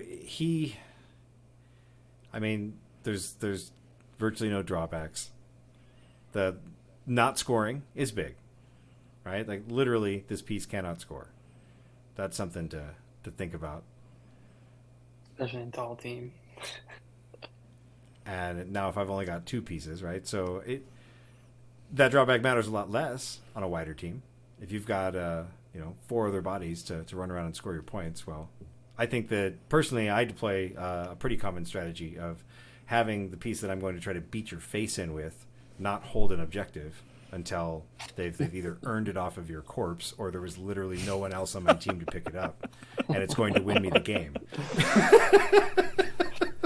Newsflash: you can't score when you're not foul. if you keep them off of the point, then it also makes them kind of less of a target. If I can create situations where I can put someone in range of me that isn't in range for you to come back at me, you've got to give up scoring in some way, or offer up someone who is holding an objective to me. If I can create Right. those situations, like I'm in a much more comfortable position than when I can't manufacture that. If I have to Right. constantly be going to you, that's not a great feeling. Yep, it's quality, and then again, the quality comes down to sometimes execution. Always. Like, you may, to go back to Magic, just because you get handed the best deck in the room, Right. doesn't mean you're going to perform well with it. I mean, you mentioned the mid range, and I think that that's a really valid point for MCP. Like, I have only like you can play something in this game against almost anything, against almost any player, and feel like you've got a chance. There are situations, usually when the game is at a point where it's nearing a let's hope for an adjustment. There are times where it can feel like if you're not playing certain things, then you're giving up ground. But I would argue that you're really only giving up ground in the most competitive situations against the most competitive players. And for the most part, you can still just choose to play the game at a slightly lower level of quality. And I think that's where a mindset of innovation is really a better mindset to have than trying to constantly play the best things, but to find out what the best a thing can do is instead. And using any sort of time you have playing the game outside of the most competitive that you play. Like if the most competitive that you play at the game is like a game store night, like just bring and play what you want. The game is like definitely in a good spot. If it's a well-made game with great rules and all of this theme. Like, what is the itch that it scratches for you, John? You mentioned that like MCP scratches an itch for you really early on. You're like, oh, it scratches an itch. The game. So this is going to sound really interesting. It's going to be corny. Like when I look at the game, like I see the Matrix. Like, Yeah. like it is. There are so many things, and this is, this is the undiagnosed ADE.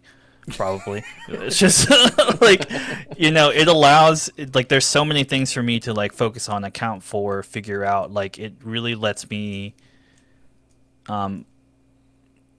you are trying to solve a puzzle on the board. Yeah. And there are so many moving pieces and you have a lot of agency on the board. Now, dice notwithstanding, and I tell this to my local group when we're talking about improving and things like that. Like, the most important thing to start off with is to play the best game possible, and that is always what I seek to play in MCP. Is like I just seek to play my best game on the board at the time, because like the dice are gonna do what the dice are gonna do. Right. But if I play what I consider the best game possible, I can always walk away with that. Right, and that's what I enjoy about this game is like, I can be mad for 5 minutes after the match, but then I'm like, and I think that you're allowed that because it's like, I really wanted it this time, but like, Wasn't my day. Yeah, and then you can just, you take a side and you're like, did I put myself in the best position to do these things? Yes? Okay, well then it was something that was completely out of my control. And I kind of like that about the game is that like I can give up the ghost in that way. Like, like I don't have to, I know what the factor was. And a lot of the times in this game, it's I feel like I'm able to identify what it is that I did wrong in the game. And so it's like, Yeah. oh, well, I definitely did not need to do this. Like, Why did I even try that? Like, Yeah. It's completely meaningless. Yeah, or the classic, like, spend 5 minutes in the tank about something, do the exact thing that you did not want to do, and then 5 seconds later be like, I just spent 5 minutes thinking about not to do this. Like, how did this happen? This was the move I was trying to think myself out of. Yeah. That is definitely a part of this game. Yeah, so that's what I love about this game. Yeah, that's a good thing to love. I definitely feel that. Joey, what do you love about MCP? So I second that, but I'm gonna go a little further, and I think because after like a match like that, for example, Yeah. yeah, of course you get kind of annoyed or whatever, or upset, or flip a table, whatever. But that's when the gears start turning, and then it goes away because you're like, just like you said, you're like, damn, what did I do? What if I would have done this? This would have been better. Blah blah blah. But also, another main thing for me is the stuff that happens not even at the table. Mhm. Because you can, Yeah. dude, you can be on Discord all day and talk to people about list stuff and rosters, which I think is sick because I don't care, man. I'm getting my money's worth out of this damn game. I'm So getting my outside money's of a worth. global So, community, there is literally Yeah. always someone exactly. up to Yeah. talk about it. Yep. And dude, I've said it before, and knock on wood and all that, dude. I haven't got any burned out whatsoever on this game yet, which is insane because I play a lot. Um, but yeah, man, I don't know. And then of course, the models are awesome. I enjoy painting and Yeah. just pretty much every aspect Yeah. you can think of. I'm into I, it. I think I get burned down on this game, but then I'm in bed making a roster, Right. and I'm like, Yeah. I'm like, it got me again. Just when I thought I was out. Yep. Because you can like that's the thing is you're chasing the perfect list and you will never ever get it, which is Oh, no. kind of sick, which is kind of cool. I think one of my favorite parts about the aftermath of an event is either deciding to move on to a new roster or Yep. deciding like on which character to drop from the day. I would say I rarely look back on games and be like, oh man, if only this character was that character, like all day, that would have been better. I think that for the most part, you can dance with whatever you decided to bring and probably be just fine. But at the end of the day, it's always like, man, I really wish that I had so and so. It's not that I like was mad at anyone. I'm usually mad at somebody in my roster, but it's not like that guy lost me every. 12-man roster incoming. Whatever it takes. Whatever it takes. I mean, I kind of did that at Nova because I dropped 2 characters between day 1 and then day 2, where I was like, all right, no, like you reminded me that deception is less good against people who account for it. Oh, just wasted that restricted card. Yeah. Unrestricted card. Yeah, but I played it restricted. Oh yeah, touche. Yeah, it was Touche. unrestricted. Yeah, That's right. Oh, Nova, such fun. Did I tell you, Sam, that I did not plan on playing Sam Wilson? No, I didn't know that. I figured you were Sam all the way. You're like, Oh, no, I I'm playing practiced. Sam all I the way. practiced for 4 months with Guardians. That's about I- the lifespan of Guardians play. Like at the end of 4 months with Guardians, you're like, I am nope. I still love them because like because I don't play a lot of like pew pew affiliations. Yeah, That's fair. It's fun to play the pew pew, but like I prepped a lot for Guardians and I played a lot of practice time and then I threw it out the window the night before. the night before it was a night before decision. I brought both teams with me and I was like, Cam, what do I do? And he's like, you should just go with your heart. I was like, I'm just gonna play Sam then. And I was like, I haven't played this list in 4 months or whatever, but here we go.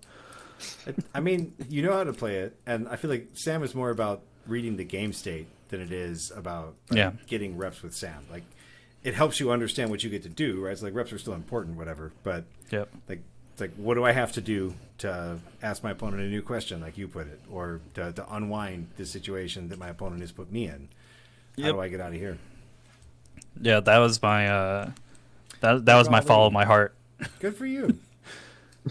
Play the best Even character if in it- the game. Look, everyone else had a chance to play Sam in that room, and there was like one other person who decided to play Sam. I played Sam. Yeah. Joey played Sam, and Janway played Criminals Sam. He was coming for you with a silver bullet. But he was in the first heat. He was in the first heat. Yeah, that's true. That's true. Like I couldn't help that there were like 10 Emma lists or whatever there were. I didn't even pay attention to the stats. Like I was there to kill stuff and have a good time. I There were accomplished so that mission. many. You were the rad dad. Don't forget the epic pointing photo. Yeah. You robbed me. I was first, second. I can hear that photo. For the people, John Choi was on the winning Nova team from the first heat of teams at Nova. That's right. We are America's asses.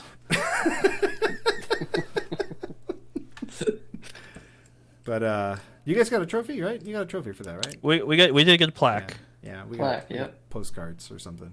No, you got Keyforge decks. Oh yeah. That was my actual prize support. Unopened. up for grabs. They haven't made it into the box with all the old Keyforge stuff yet. So they make it in there, they're never coming out. I swear. You display those with pride. Man, Control the Weak was such a crazy good card in that game. And with that, we've been the Rogue Agents. Thanks for listening to us ramble on tonight. Appreciate you coming on, John. Is there anything that you would like to point the people to, or tell them about yourself, or anything else you want to say tonight? If you are in the greater Charlotte area and you want to come play MCP, come play at the Mighty Meeple on Thursdays. We usually start around 5:30, and we go till the store closes, basically. If you don't like MCP, but you like Shatterpoint, we play at the same time. So we can show you what MCP is like. So you can play both games like we all do. Yeah. Oh, Shatterpoint. All right. Well, there we got it. Thanks for sticking around, everybody. We'll be back next week with some roster talk, I think is what we're talking about. And then Nice. we'll, yeah. Thank you. Good night. Later, legends. Good day? Bye. Yeah, right? It's only night for us.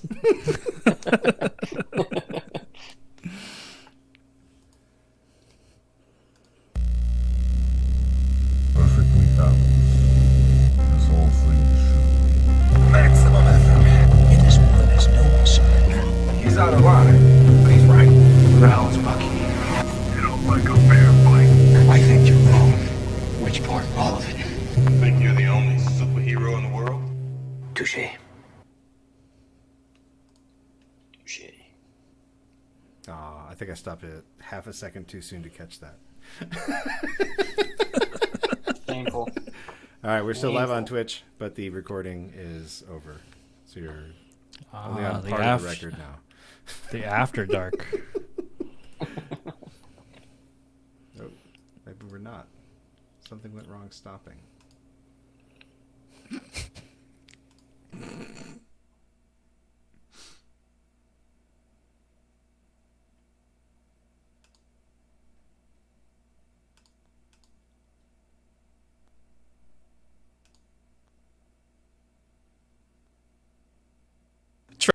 Join. There he is. He's back.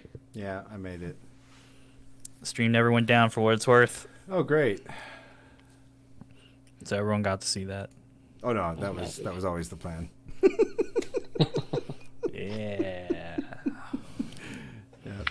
All right, I killed the stream. Good night, everybody.